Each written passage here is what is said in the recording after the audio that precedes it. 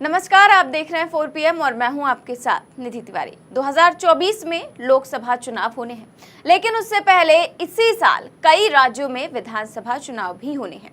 इसी क्रम में साल के अंत में राजस्थान में भी विधानसभा चुनाव होने, जिसे लेकर कांग्रेस और भाजपा दोनों के ही दिग्गज नेताओं ने अपनी पूरी ताकत झोंक दी है। प्रधानमंत्री नरेंद्र मोदी समेत बीजेपी के तमाम राष्ट्रीय नेताओं की ताबड़तोड़ रैलियां और दौरे हो रहे हैं। इसके अलावा भाजपा पूरे प्रदेश में परिवर्तन यात्रा भी निकाल रही है। जी हां, पहली परिवर्तन यात्रा शनिवार को पार्टी अध्यक्ष जेपी नड्डा ने रवाना की, तो दूसरी परिवर्तन यात्रा गृह मंत्री अमित शाह ने बेड़ेश्वर धाम से रवाना की। लेकिन इसी दौरान अमित शाह जनता को संबोधित करते हुए कुछ ऐसा बोल गए कि पब्लिक ने उन्हें खूब सुना दिया। तो क्या कहा है अमित शाह ने, पहले वो सुनिए, फिर पब्लिक ने उन्हें कैसे सुनाया है वो दिखाती हूँ। अशोक गहलोत जी, आप पहले राजस्थान की जनता को बताइए, 10 साल तक केंद्र में यूपीए की सरकार थी, सोनिया मनमोहन की सरकार थी।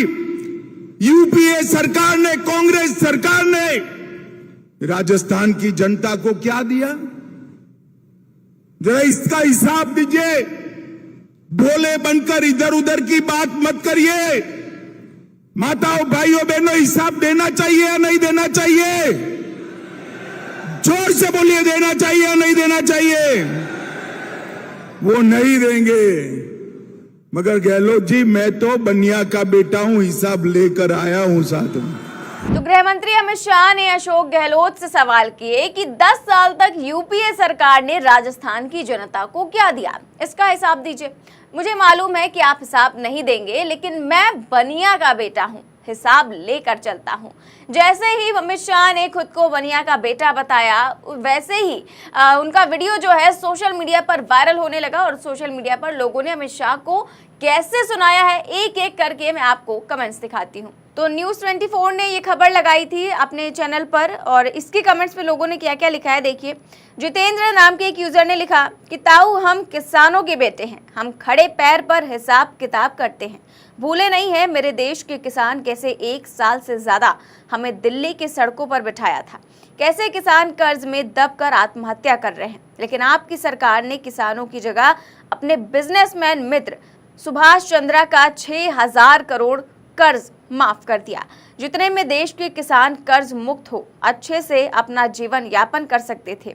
आपको वोट हमारे किसानों के चाहिए और हमारी समस्याएं आपको दिखती नहीं। तो ये लोग कह रहे हैं कि किसानों की समस्याओं को लेकर बात कर रहे हैं कि आप बनिया के बेटे भले हैं, लेकिन हम भी किसान हैं, हम भी हिसाब लेकर चलते हैं। किसानों के कर्ज तो आप माफ़ करते नहीं, लेकिन अरबपतियों के कर्ज छट से माफ़ कर देते हैं। उसके अलावा देखिए कि यूज़र ने लिखा, रिजवान नाम के यूज़र ने उन्होंने लिखा कि आरएसएस कहता है कि जातिवाद खत्म करो, सब हिंदू हैं। तो वहीं गृह मंत्री जी कहते हैं कि मैं बनिया का बेटा हूँ, हिसाब लेकर चलता हूँ। आखिर जनता किसकी माने? तो जो आरएसएस प्रमुख है मोहन भागवत, उन्होंने कुछ दिन पहले कहा था कि जातिवाद का ध्यान मत दीजिए, जातिवाद खत्म करिए। तो वहीं प्रधानमंत्री मोदी भी कहते हैं कि जातिवाद पर ध्यान मत दीजिए, लेकिन वहीं पर गृह मंत्री जी जो हैं वो चुनाव आते आते अपने आप को बनिया का बेटा बता रहे हैं। तो वहीं एक और यूजर ने लिखा कि इनको मणिपुर के बारे में कुछ मालूम नहीं, पर राजस्थान के बारे में सब कुछ मालूम है, गजब तड़ीपार आदमी है। तो वहीं एक और यूजर ने लिखा कि हमारे यहाँ के बनिए गरीबों को कर्ज देता है और गरीब आदमी पूरी जिंदगी उस कर्ज को चुकाते रहता है, तो कुल मिलाकर बनिए गरीबों का खून चूसते हैं। इस तरह के कमेंट्स कर रहे हैं लोग। आगे देखिए, एक और ने लिखा कि हिसाब तो अमित शाह चाचा इतना तगड़ा है आपका, अभी तक सब उसी में कंफ्यूज हैं कि 12वीं के बाद इंटर में कौन से कॉलेज में एडमिशन लें। तो ये जो है कटाक्ष कर रहे हैं अमित शाह के ऊपर, क्योंकि उन्होंने ही एक रैली के दौरान कह दिया था कि 12वीं के बाद इंटर को लेकर उनका वो वीडियो खूब वायरल हुआ था और अभी तक सभी उस वीडियो के मज़े लेते हैं।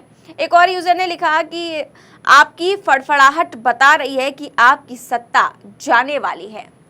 तो लोग इस तरह से मज़े ले रहे हैं और कह रहे हैं कि आपकी सत्ता अब जाने वाली है। और राजस्थान में भी लगता है कि इस बार भाजपा सत्ता में आने वाली नहीं है। और केवल यही नहीं, अभी कुछ दिन पहले ही जब अमित शाह राजस्थान की गंगापुर सिटी में एक कार्यक्रम के लिए पहुंचे थे, तो उन्हीं की रैली में कुछ लोगों ने ईआरसीपी को लेकर नारेबाजी की, तो कुछ ने अशोक गहलोत जिंदाबाद के नारे लगाए। जिसके बाद अमित शाह का क्या रिएक्शन था, एक बार वो वीडियो देखिए। मित्रों, आज मैं यहाँ आया हूँ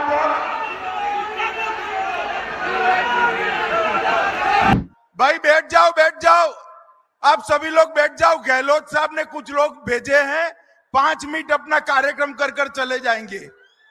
जोर से बोलो भारत माता की, भारत माता की। मित्रों, आज मैं यहां आया तब सारे लोग बैठ जाइए भाई, उनकी ओर मत दिखिए, बैठ जाओ सारे लोग। सारे किसान भाइयों को मेरा निवेदन है, बैठ जाइए। 2-4 जने हैं, निकल जाएंगे थक कर, उनको नारे लगाने दीजिए। कोई वहां नहीं जाएगा भाई, कोई वहां न जाए।